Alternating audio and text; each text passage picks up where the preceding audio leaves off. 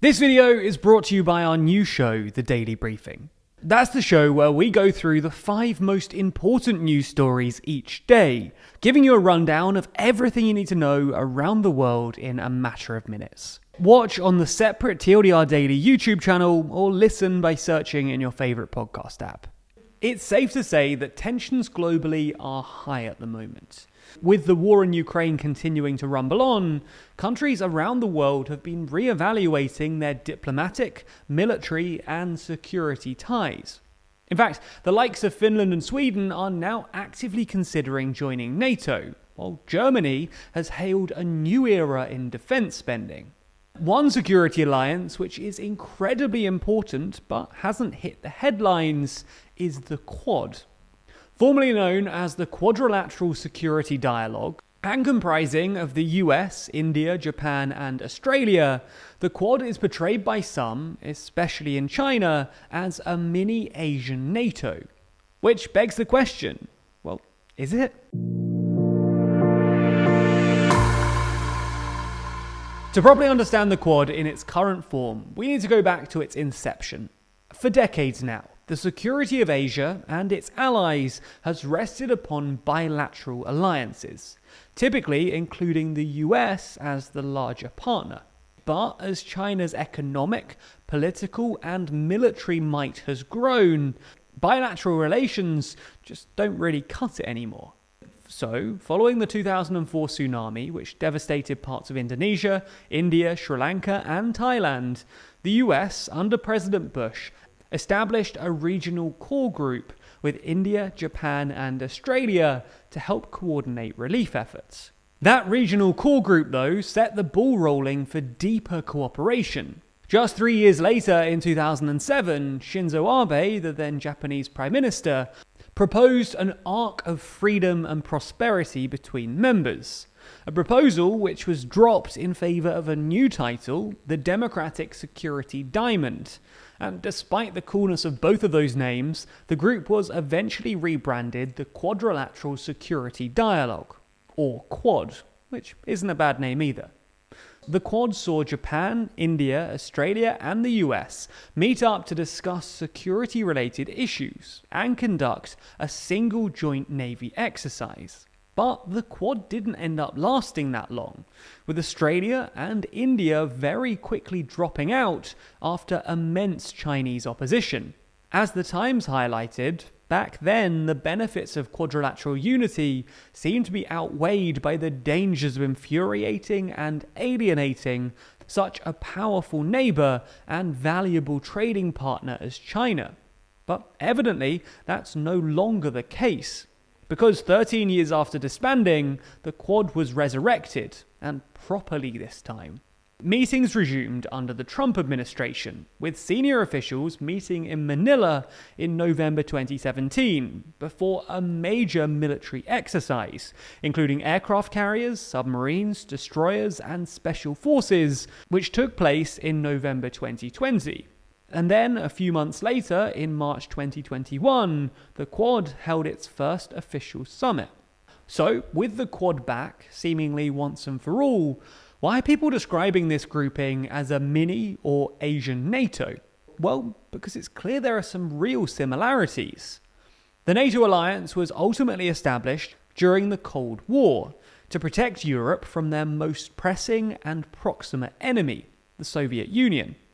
In the eyes of China, and Chinese officials especially, the Quad is a precursor to a beefed up, potentially military alliance against them.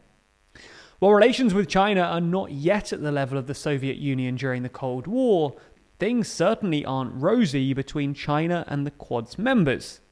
In fact, over the last few months and years, Beijing has continued to escalate tensions regarding Taiwan and their control over the South China Sea. Fast forward to the present day, and these tensions are continuing to mount. As we covered in a recent video, China recently signed a security pact with the Solomon Islands, a move that shocked more or less everyone. While we go more into detail about that in our dedicated video, the crux of the matter is that there's now a very, very real risk that military bases might be established right on the doorsteps of Australia, vastly increasing the territorial range of China's armed forces and ballistic weapons, as well as potentially giving China the ability to blockade maritime routes to Australia and beyond. So it's clear why they might be worried. But China's Deputy Foreign Minister for Asian Affairs, talking after the Quad met in October 2020, stressed that the Quad is an anti-China front line, also known as a mini NATO. This reflects the Cold War mentality of the US, they said, saying that China doesn't want to make trouble, but they are not afraid of trouble. However, the term mini NATO or Asian NATO isn't quite the entire truth either. Unlike NATO, the Quad has no defined structure, operational command, or anything like Article 5, NATO's Mutual Defence Clause. In fact, there's not even a Quad treaty, it's all a bit ad hoc. As the name suggests, this isn't an alliance, but a dialogue. The Quad therefore builds on a huge number of bilateral and trilateral relations. Australia and the US have a dedicated formal security treaty. So do Japan and the US. Australia and India have a dedicated framework for security cooperation, and so on and so forth. So ultimately, the Quad is just layering on top of these existing agreements.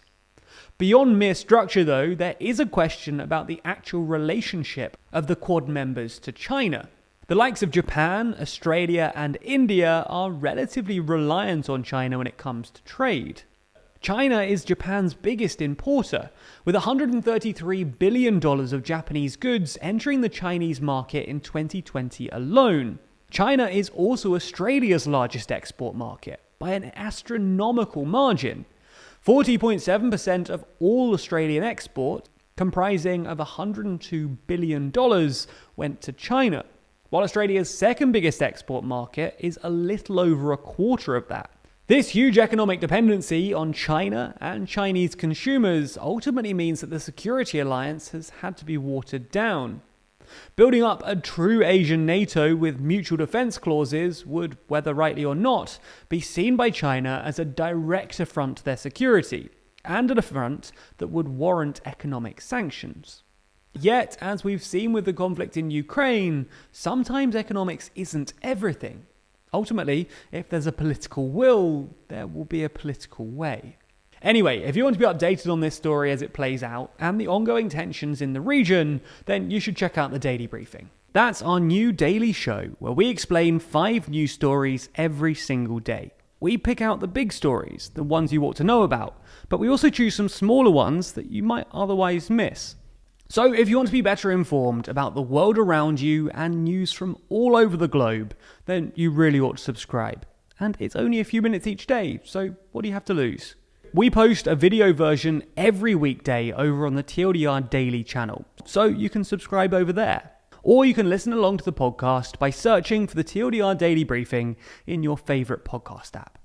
Thanks for your support, and I hope you enjoy the new show.